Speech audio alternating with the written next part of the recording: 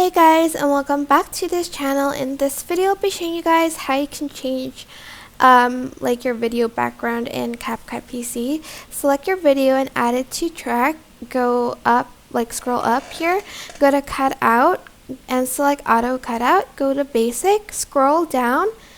Under canvas, choose one from either color or style. So I'm just going to choose style for mine because there are more options here, like this one or this one or this one.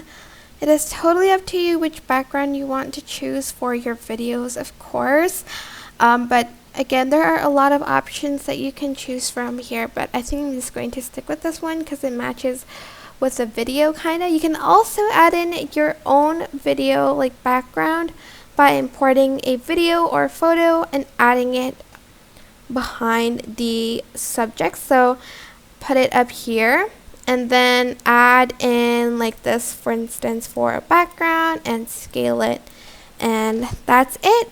Super simple, but I hope this tutorial was helpful for you guys.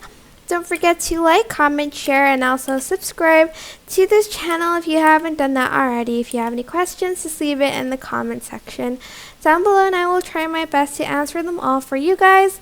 And if you found this video helpful, please click the thanks button above the description box down below. Thank you so much for watching. Bye!